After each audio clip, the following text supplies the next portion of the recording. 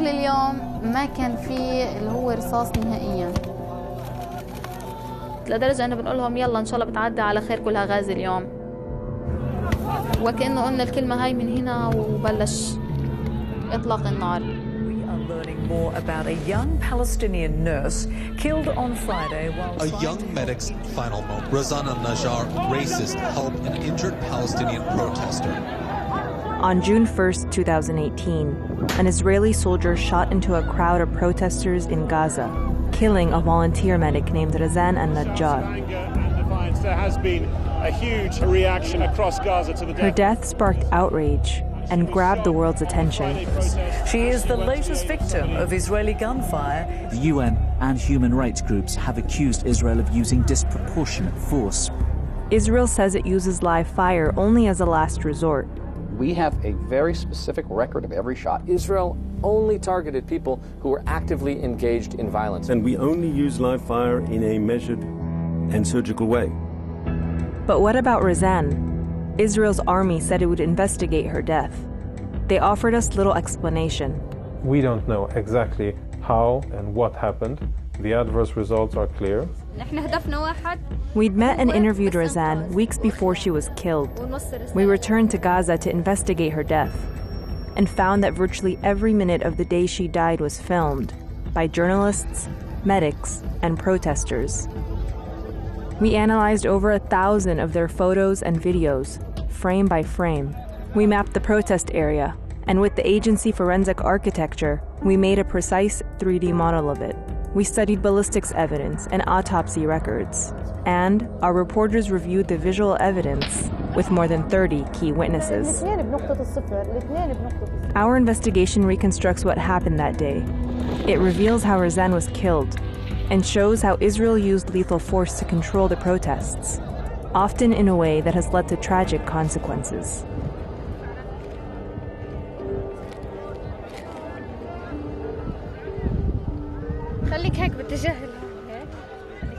Rouzan was already somewhat of a local celebrity by the time we met her in May. Rouzan al-Najjar. She was known for being the first woman to volunteer as a medic when protests began. أول إشي صراحة استهجنت الأمر، يعني كيف أنتوا فيميل وتروحوا على نقطة الصفر وبس. أعجبني أدائها كمسعفة، فيميل بتقدم الخدمة للمصابين، وعلى العكس روزان النجار كانت بتقدم الخدمة على أكمل وجه. By volunteering, Rouzan broke Gaza's rigid gender norms. She wasn't a doctor or a nurse. She told us she just wanted to help the wounded. نحن هدفنا واحد، هو بس إنقاذ وإخلاع، ونوصل رسالة للعالم إنه إحنا بدون سلاح قادرين نعمل كل شيء. Gazans had been coming to the boundary line with Israel since March. They wanted to protest the blockade imposed by Israel since Hamas seized power in Gaza 11 years ago. Thousands came in peace to highlight their grinding poverty and isolation. But Hamas, which calls for Israel's destruction, saw a chance to ride the wave of anger. They backed the protests and urged participants to break through the border fence. Some protesters threw stones or flew burning kites into Israel. Others cut openings in the fence, one that was built only to detect intrusion, not stop it. To Israel, breaching the fence amounted to an imminent threat to rural communities a few hundred yards from the Gaza side. I can only, use what they publish here. And you can see here, Nahal Oz. This is Gaza. Nahal Oz is 700 meters. Taking no chances, Israel warned that its army would use lethal force against anyone who approached the fence. And it did. On the worst day of violence in May, it shot over 1,000 people. I don't know of any army who would do anything differently if you had to protect your border against people who say, we're going to destroy you. But its soldiers also shot even after violence had passed. And toward non-violent protesters and bystanders who were far from the fence. And that's what happened on the day Rouzan was killed. We'll take you through her final hour, But first, we'll map out the area around the fence, because the position of soldiers and protesters that day is key to understanding what follows. This is the fence that separates Israel and Gaza. On the Israeli side, snipers and jeeps are positioned here. Around 40 yards into the Gaza side are long coils of barbed wire. And for most of the afternoon, protesters and onlookers are here, about 100 yards back. And what keeps the protesters back there and away from the fence is tear gas. As protesters approach the fence throwing stones, the Israel Defense Forces, the I.D.F, repels them with gas. It's a scene that replays over and over, and it keeps Rouzan and the other medics busy.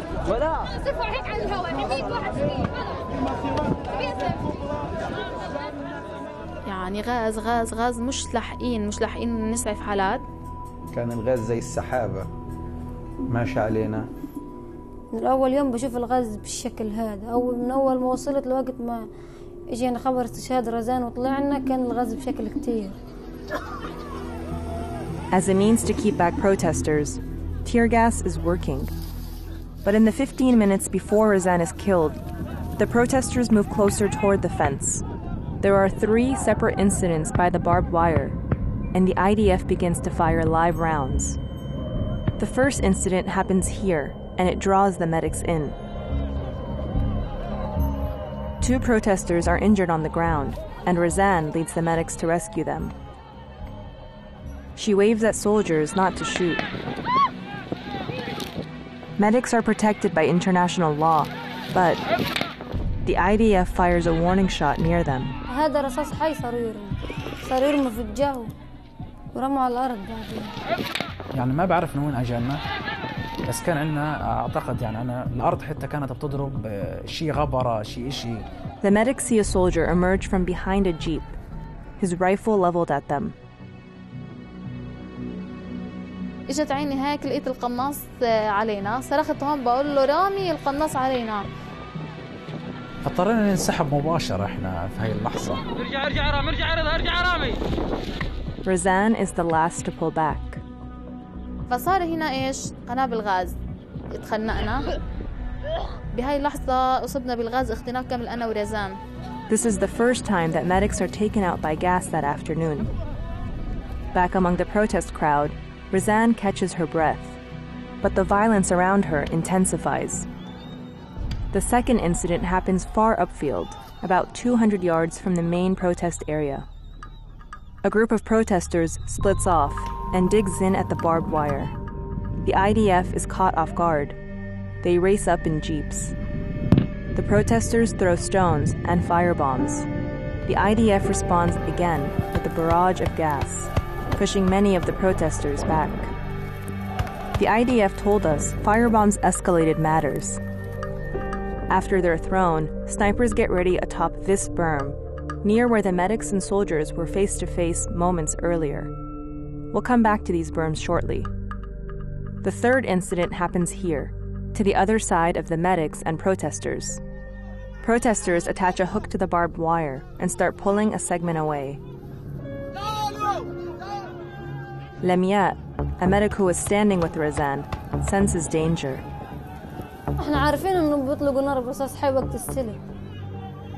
Again, the I.D.F launches gas. The rope pullers tug away a small coil of wire and run off. Much of the crowd follows along. By now, Rouzan and Lamia are walking back through the crowd, far from the fence. We spot them in this blurry Facebook Live video. For a moment, the violent protesting seems to be dissipating. ما كان أي أعمال، كانت الأمور هذه جدا. ساعتها كانت مضروب غاز ولسه الناس حاسة حالها دايخة لسه مش مستوعبة حالها. هيك فجأة ضرب إطلاق النار. It's 6:31, the fatal shot. انفجر أجن إشياء في جسمي شفت اللحتين. أنا سمعت الحدود كله بالصرخ. 3 medics fall. Mohammed, Rami, and Rouzan. Doctors in a nearby field clinic fail to resuscitate her. She's rushed to a hospital. but it's too late. At 7:10, Rouzan is pronounced dead.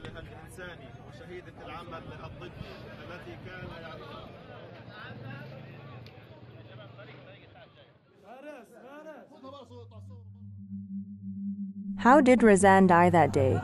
We'll freeze that fatal moment in time. Here's the shot. In the distance are the 3 medics who were hit. Here's Rami, holding his thigh. There's Muhammad. And here to the left is Rouzan, partially obscured. She's actually one of 8 medics in this particular frame. We worked with the research agency Forensic Architecture to create a 3D model of the protest field from multiple cameras. Here are the medics in white, and Rouzan in orange. Where did the shot come from? We drew a line through Rouzan and Rami, the 2 medics who were directly hit by the bullet. Allowing for a margin of error, we traced the bullet back to the same sand berms where the medics stood opposite Israeli soldiers minutes earlier. How did one bullet hit 2 medics and injure a third? The snipers are aiming almost parallel to the ground and firing a large battlefield bullet. Former snipers told us that a hefty round like this could easily skim like a stone off the rocky soil, endangering everyone in its path. And that appears to be what happened. Here's another angle. The shot. There's Rami and Muhammad with only his legs visible. Let's rewind. Notice, 2 people point. They told us they saw where the bullet hit the ground, just a few feet from the medics. The bullet continued onward. Here's Rami. The bullet grazed his thigh. There's Muhammad. The bullet sprayed his torso with debris, including the copper jacket of the bullet. And that's Rouzan. The bullet pierced her chest and severed her aorta. 2 fragments came out through her medic's vest. We asked Lieutenant Colonel Jonathan Conricus how the IDF decides to shoot live rounds. It would be a very precise identification of a target where the sniper asks for permission, the officer would grant that permission, and then the sniper would execute that order. But that target has to have been himself or herself, has to have been doing something violent that poses a threat. Yes.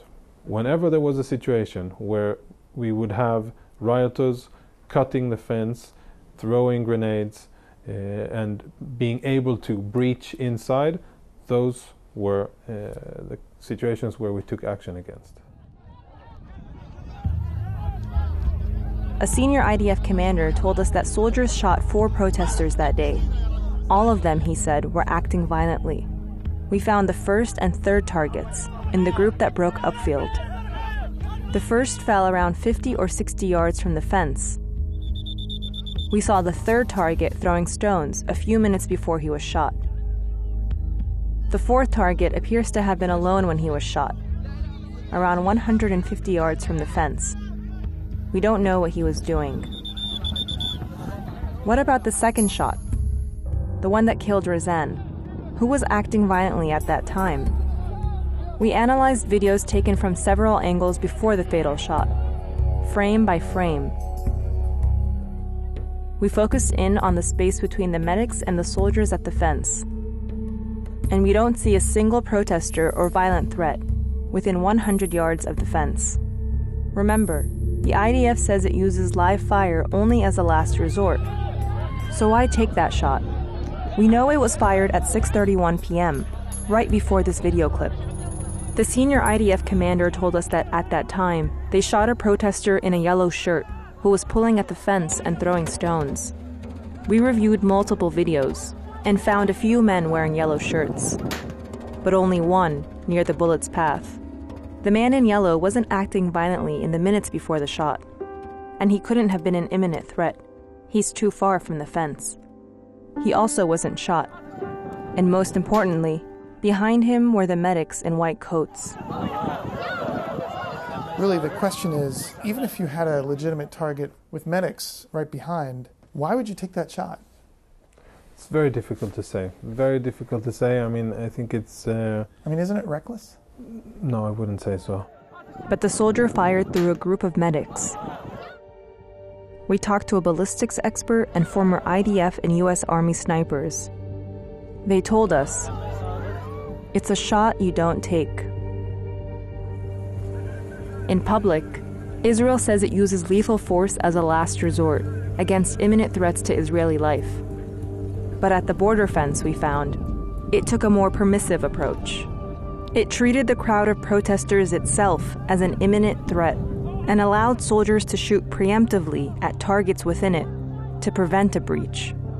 That often meant putting nonviolent protesters, bystanders, and medics at risk. According to the Gaza Health Ministry, Israeli soldiers have shot over 6,000 Palestinians in the protests of 2018. In Gaza, we saw many with life-changing injuries. More than 180 have been killed. They include a journalist who was filming the protests, a 15-year-old shot in the chest, a 16-year-old who had his arms raised, and a young man shot in the back while carrying a tire. And off-camera in August, a senior Israeli commander told us that by then, 60 to 70 Palestinians were killed unintentionally. Israel has opened criminal investigations into 3 cases, including Rouzan's, but it's done nothing to adjust its policy on the use of lethal force. For now, Israel says that protecting its border is a complicated business. Unfortunately, yes, in a situation like that, accidents happen and unintended results happen.